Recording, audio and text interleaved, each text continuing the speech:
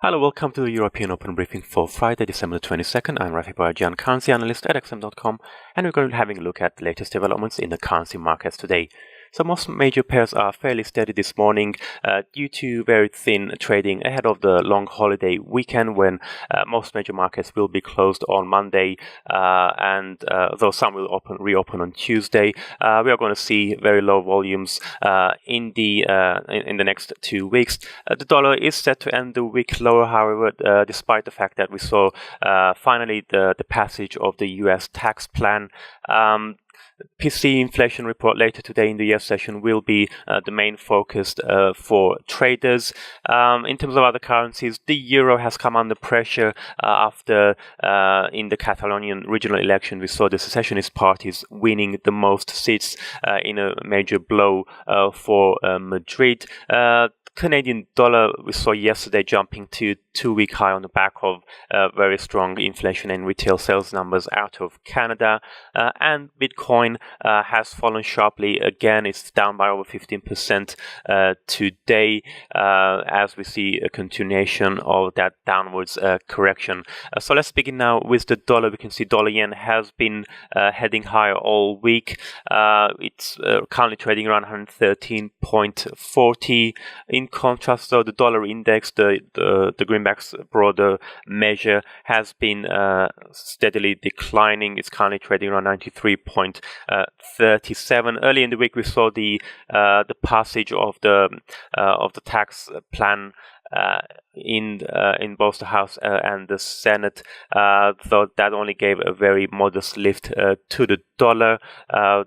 Particularly dollar yen was the biggest beneficiary. We saw US Treasury yields, the 10-year yields, climbing to 9 months highs, and we had more good news yesterday when again Congress approved a spending bill averting a government shutdown. The deadline was today for Congress to reach an agreement to extend funding. So that is good news, although the bill is only a stopgap measure, extending the funding for just additional 3 weeks. So Congress will need to revisit that in January. And it should be noted that another potential obstacle for the tax plan was cleared as the funding bill did include the waiver of a particular trigger, which could have led to automatic cuts in spending if the deficit rose beyond certain levels as a result of the tax cuts.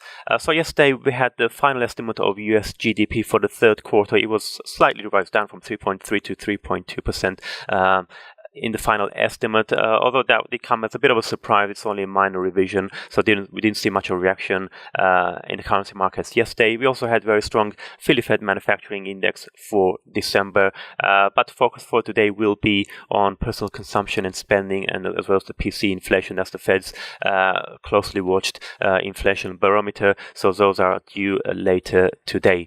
Moving on to the euro now, we can see the euro, although it has come off its highs from earlier in the week, it's set to end the week notably higher against the dollar. It dipped to around 1.1815 on news that the separatist parties in Catalonia have won the majority of seats in regional elections, gaining 70 out of 135 seats.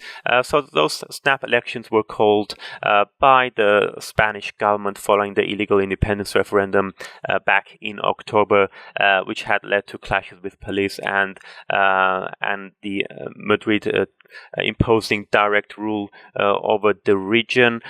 So the election results will be a major blow to the Spanish Prime Minister Mariano Rajoy, who's he was hoping that these elections would have boosted the unionist parties and made his job easier in terms of avoiding further clashes with regional leaders.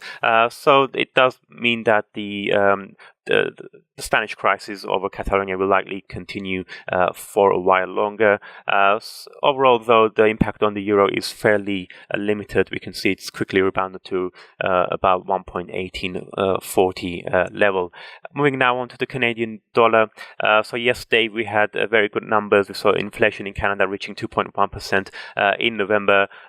That's just above the Bank of Canada's 2% target. Expectations were for 2%, and it's up sharply from 1.4% in October. Retail sales jumped by 1.5% month on month in November, beating forecasts of just a 0.3% increase. And this comes after last week's comments by Bank of Canada Governor Stephen Poloz, where he said that the Canadian economy may require further withdrawal of stimulus. So all of this has boosted expectations of a rate hike early in 2018, although we are seeing strong resistance for the loonie around 1.27.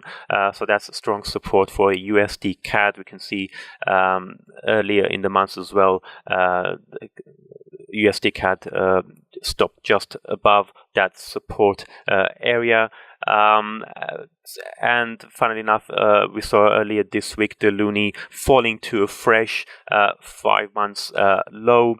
And it has been actually yo-yoing within this particular range for the past few weeks. So break below 1.27 could mean back to more bullish buys for the loonie. Later today, we've got monthly GDP estimates coming out of Canada. Perhaps that could provide that additional upside momentum for the loonie.